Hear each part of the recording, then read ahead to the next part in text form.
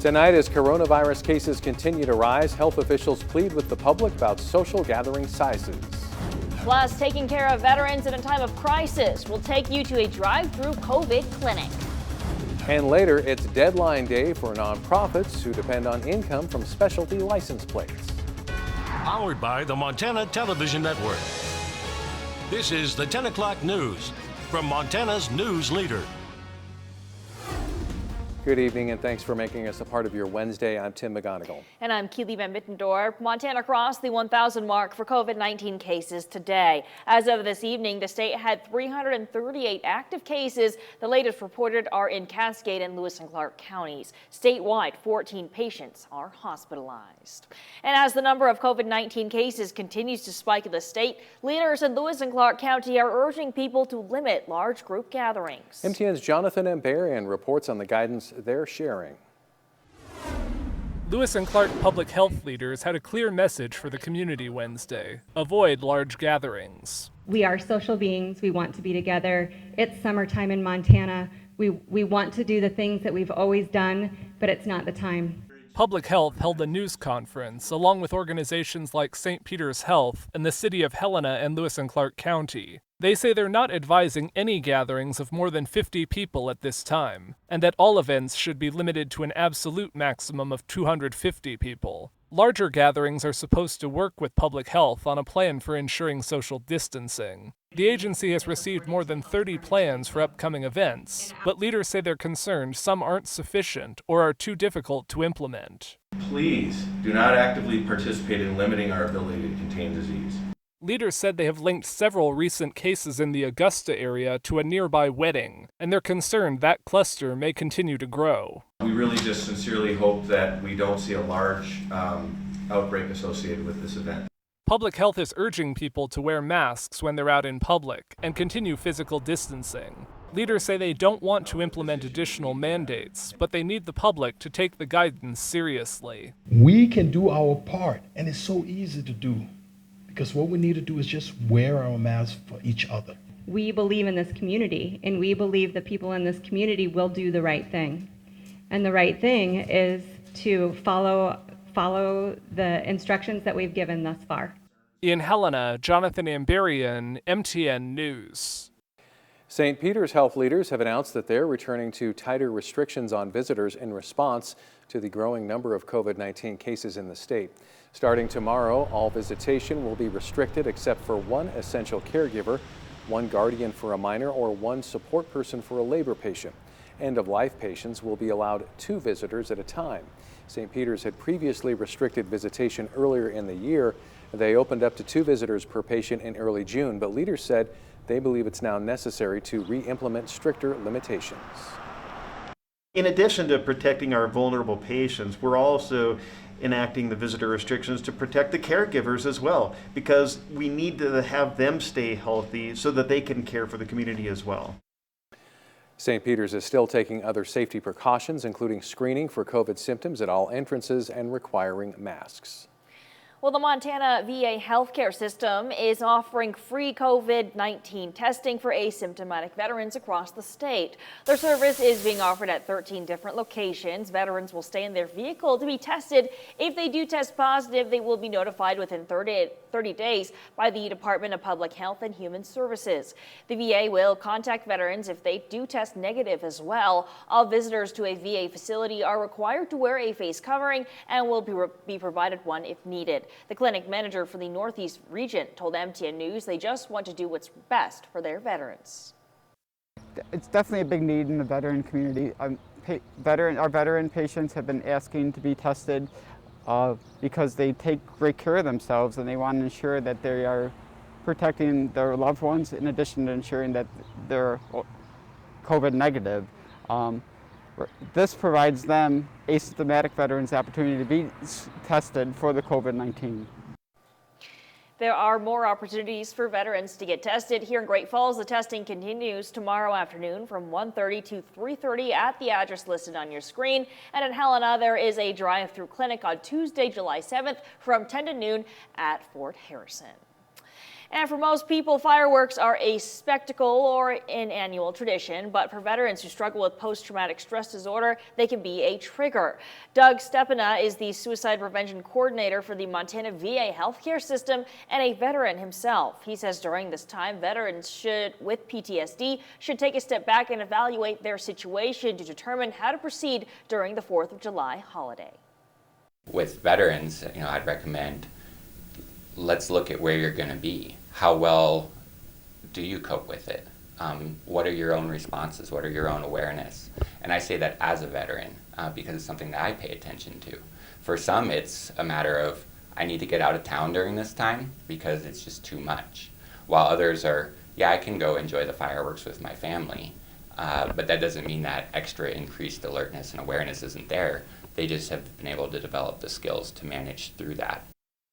Stepina also said a support system is extremely important, whether it be family, friends, or neighbors, and urged people to avoid lighting off fireworks at random times of the year. And keeping an eye to the sky, where we'll see more chances of sunshine throughout the day Thursday. MTN's Aaron Yost joins us now with more. A lot drier out there today across central and southwest Montana. Thankfully, that system on its way out, and we saw a nice amount of sunshine mixed in with those clouds. We did see our temperatures much warmer today as well, but still even around 70 degrees for those highs today in Helena and Great Falls. That was still a good 10 degrees below average. We do continue to see in a southwesterly flow a few showers and thunderstorms out there, but all in all, things drying up nicely, and that's going to really hold true for the day tomorrow.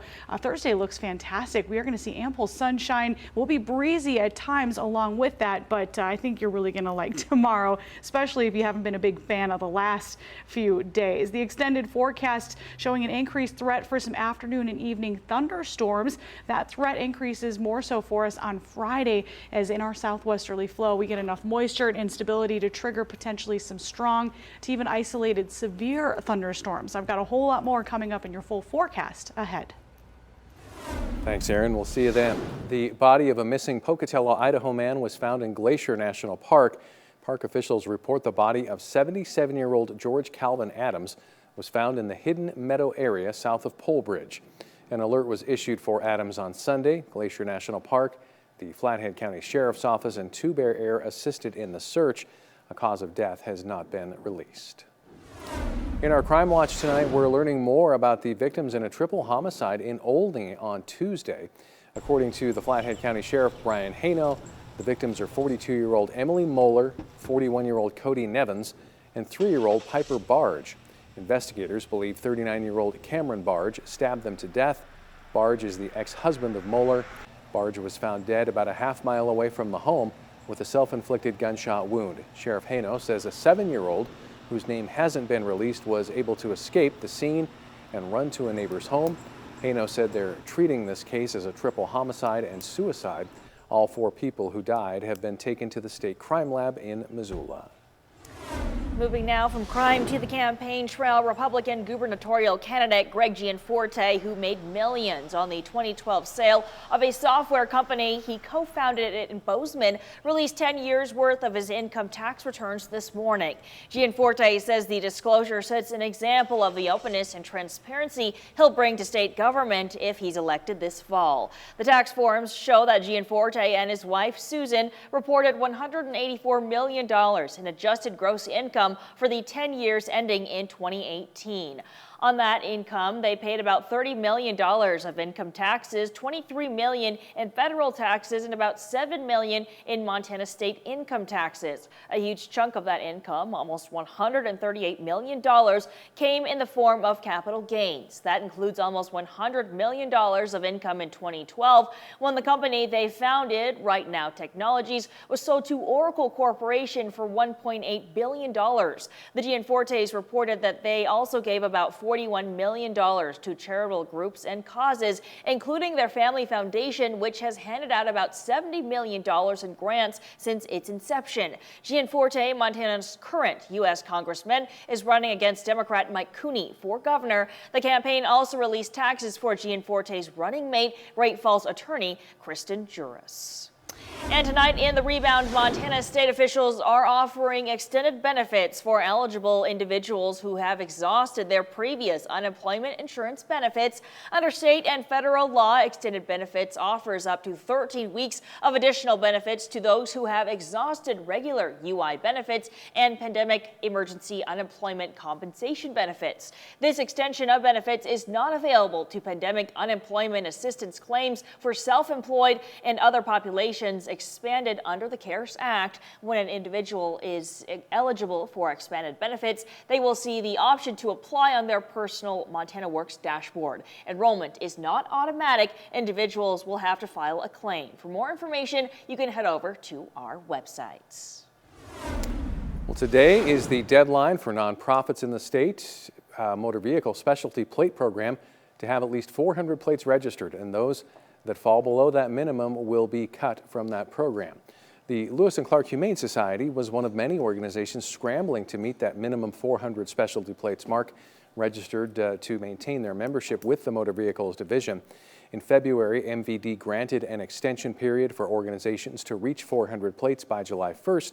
The Humane Society happily announces that they reached the number and sold 409 license plates, but not without generous support from the community.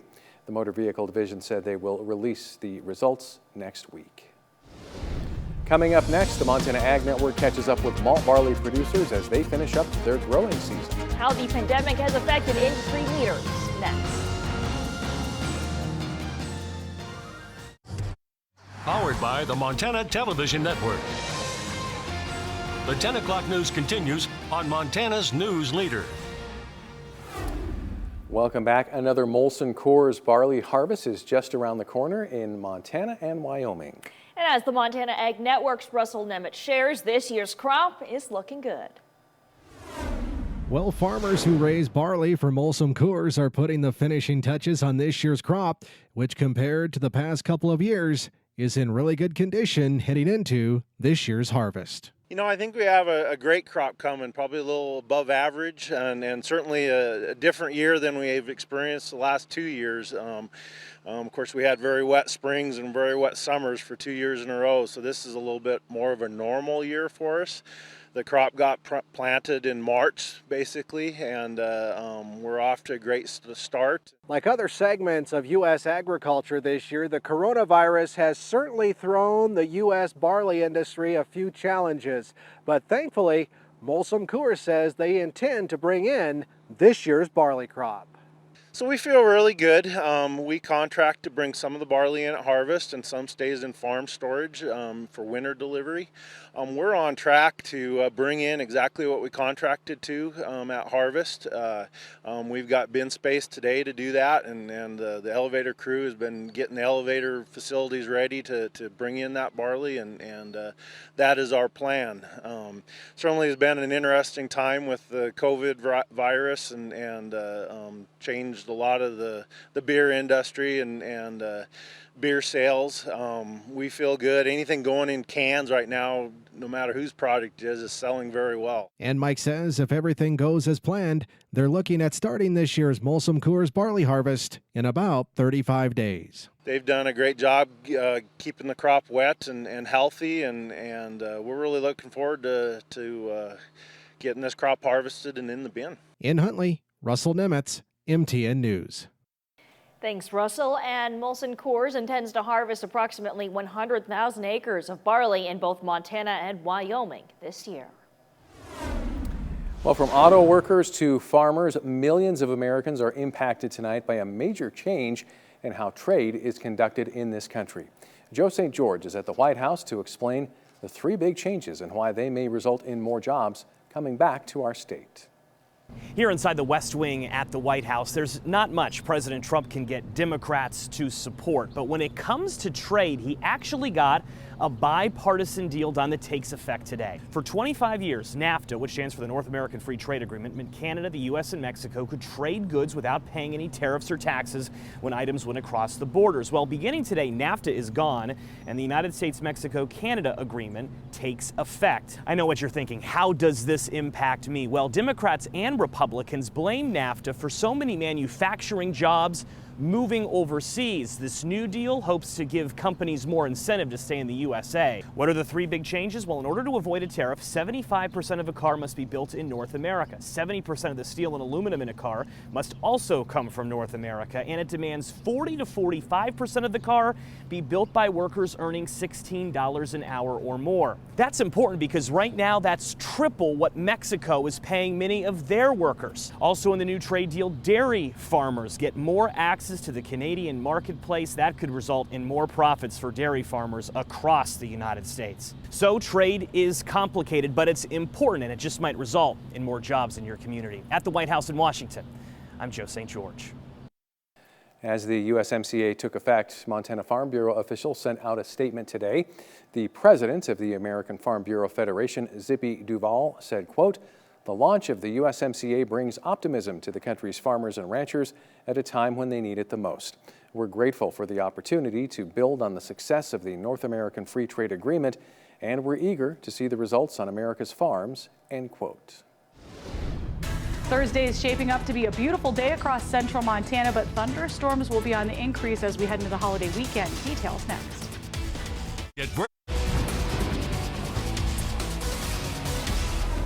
Hi there, I'm meteorologist Erin Yost. I love starting off weathercasts with some viewer photos. So if you have any good ones, send them our way. Just search for Storm Tracker Weather on Facebook. This gorgeous sunset taken in the Great Falls area just recently came in from our friend Bridget. So again, keep them coming. Just find us on social media. Let us know who took the photo, where it was taken, and when, and we will try our best to use them on air or online so everybody else can see all the cool pictures that were taken out there across the gorgeous Treasure State. Gorgeous today. The last couple of days, I mean, it depends on what you're into, but for my liking, it was a little too gray, too wet for us across the area. Some much needed moisture fell, and then some. We are now starting to see that drier air continuing to build in, not completely dry. Of course, today we did see some clouds, and we also saw some showers and thunderstorms develop in a southwesterly flow. But notice just to the south and the west of us, not a ton of activity, and we're going to hold on to that kind of nothing over the next couple of days, giving us a little bit more dry time and a little bit more sunshine as well to go along with it. Right now, though, still dealing with a couple of residual showers and embedded weaker thunderstorms across some portions of central and definitely over into eastern Montana, where we have a stronger thunderstorm or two roll through the region. Now, overnight tonight, we'll continue to quiet things down quite a bit too. Helena, this is the iCam from earlier this afternoon. Looking towards Hogback, you can see to the right-hand side of your screen one of those building cumulonimbus clouds. Nice little thunderhead out there. We did top out Helena at 72 degrees, warmer than yesterday, but still 9 degrees above average for this time of year. And I'm happy to say we ended the month of June a little over an inch above average for rainfall. So that was some good stuff we saw from that last storm. Great Falls, you and I know what I'm talking about. We did see quite a bit of rainfall from that last very potent system. We ended the month of June a little over 2 inches above average as far as our precipitation goes. We hit 70 for that high today, 9 degrees below average. We did see a gusty day too across western Montana. Thankfully, those winds continuing to die down. Statewide, we've got a lot of 50s out there right now, a couple of 60s and low 70s in the mix as well. Great Falls checking in with 58. Helena as well. Bozeman at 58, Butte 57 degrees. Again, wind definitely on the calmer side compared to what we saw a little bit earlier this afternoon. We had a wind gust in Great Falls of about 45 miles per hour. Overnight tonight, generally in the low to mid 40s. We are going to see partly cloudy skies, maybe an isolated shower or storm over into the eastern side of the viewing area. Over the next 24 hours, though, a lot of sunshine expected tomorrow throughout the day. Maybe a few clouds from time to time, but things are looking really nice. Just a little breezy at times. We will see those high temperatures for us tomorrow, well into the 70s, so still just a touch below average, but again, warmer than we were yesterday. And warmer than where we're going to be today. As we head into that Thursday night, Friday night time frame, we're going to start that off on the quiet side, but as we head into late in the day, we could get some thunderstorms developing. I think there is going to be a slight chance for an isolated severe storm. The greatest chance of that going to be here where you see that orange shading. So on Friday, definitely keep your eye to the southwest sky. That's the direction everything's going to be moving in from. The extended forecast shows a nice mix of clouds and sun this upcoming holiday weekend. Temperatures right around average. We will, though, have that threat for late day showers and thunderstorms, so something to keep in mind for those outdoor plans. Thanks, Aaron. The minor league baseball season has officially been canceled. What does it mean for Montana teams? We'll find out next.